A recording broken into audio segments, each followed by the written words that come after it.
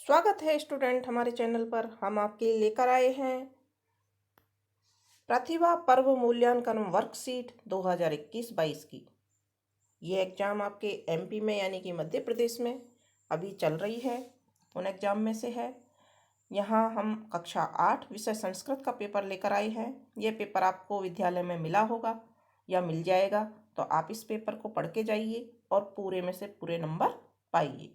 यहाँ इस पेपर में आपको कुछ निर्देश दिए हुए हैं, जहाँ देखें आप कि विद्यार्थी का नाम लिखना है, आपका नाम लिखना है, पिता का नाम लिखना है, कक्षा लिखनी है, शाला का नाम लिखना है। फिर नीचे प्रश्नों की कुल संख्या अ भाग में 16 और ब भाग में प्रोजेक्ट, जिसमें 2 प्रश्न संख्या है यानी कि 2 प्रश्न होंगे। खंड अ लिखित 30 नंबर का है और ब प्रोजेक्ट कार्य 20 नंबर का है, यानी कि आपका पूरा पेपर 50 नंबर का है। अगर आप इनकी तैयारी करके जाएंगे, इस पेपर को पढ़ के जाएंगे, तो आपको फुल नंबर यानी कि 50 में से 50 नंबर मिलने वाले हैं। तो तैयार हो जाइए पढ़ने के लिए। यहाँ कुछ निर्देश दिए हुए हैं, इनको आप पढ़ लें। और खंड है हम स्टार्ट करते हैं अब। प्रश्न नंबर 1 है वचता सततम। तो इसमें से ऑप्शन नंबर 2 वध नियम सही आंसर होगा। तो बच्चों यहाँ पर आप वध नियम लिख देंगे और यहाँ पर आप राइट का निशान लगा देंगे। यहाँ प्रश्न नंबर 2 देखेंगे अस्त समय सूर्य से वर्ण भवति। अस्त होने के समय सूर्य का वर्ण क्या होता है, रंग क्या होता है? तो यहाँ सी ऑप्शन अपना सही है, ताम्र। तो यहाँ लिख देंगे हम ताम्र को। प्रश्न नंबर 3 हिमालय अस्मिन पदे संधि अस्ति। तो यहाँ पर ऑप्शन नंबर 4 सही उत्तर है, यानी कि डी सही उत्तर है, दीर्घ स्वर संधि। इसको हम यहाँ लिख देंगे। फिर अगला प्रश्न है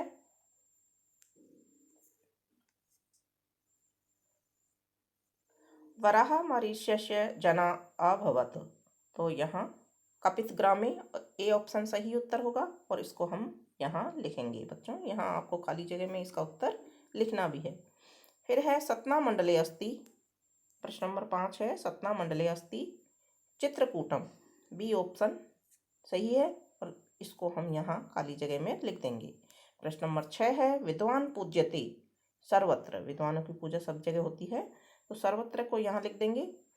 प्रश्न नंबर 7 है बालके अद्य भोपाल नगरम गच्छति अस्मिन् वाक्ये अव्ययम अस्ति।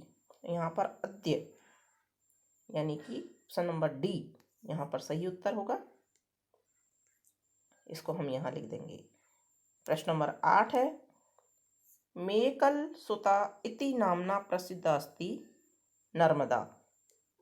ऑप्शन नंबर बी यहाँ पर लिख देंगे हम नर्मदा। अब है लघुत्तरीय प्रश्न संख्या 9 से 13 तक। निर्देश हैं अधोलिखित प्रश्नानाम् उत्तराणि संस्कृते लिखत। प्रश्न नंबर 9 है नरेंद्र नाथस्य जन्म कदा अभवत। तो नरेंद्र नाथ का जन्म हुआ था, कब हुआ था? जनवरी मासस्य 12 दिनांके 1863 ख्रीस्ताब्दे। यहाँ ख्रीस्ताब्दे लिख देंगे और ये उत्तर आप लिख देंगे। आपको इनमें से फुल नंबर मिलने वाले हैं। बच्चों आपने अगर हमारा चैनल सब्सक्राइब नहीं किया है तो उसको सब्सक्राइब कीजिए।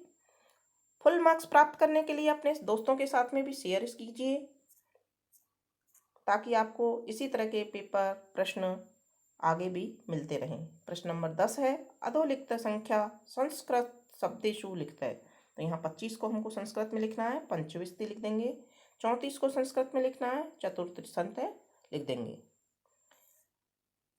प्रश्न नंबर 11 है स्व पाठ्य पुस्तकात एकम श्लोकम लिखत। एक श्लोक लिखना है जो आपकी पाठ्य पुस्तक के अंदर दिया हुआ है। तो आप कोई भी श्लोक लिख सकते हैं जो आपको याद है।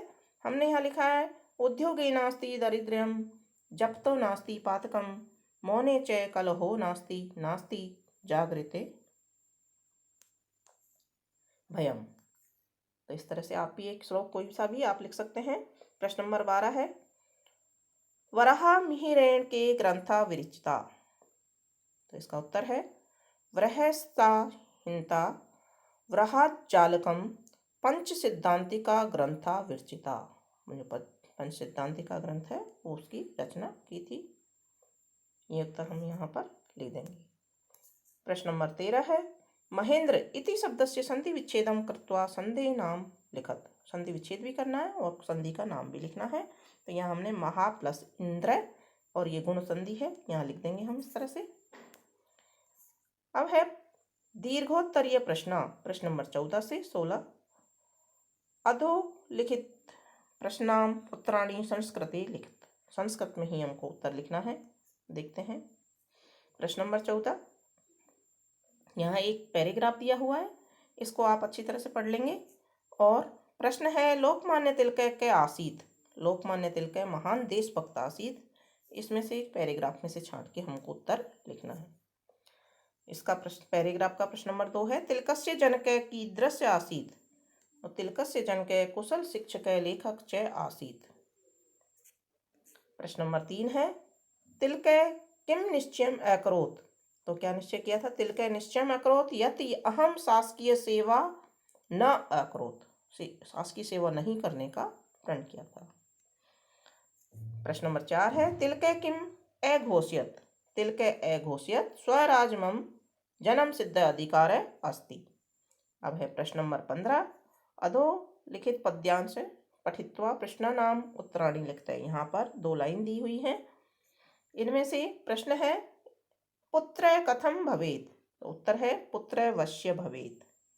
प्रश्न नंबर 2 है कीदृशी भवन्त विद्या। तो उत्तर होगा विद्या अर्थकरी भवेत्।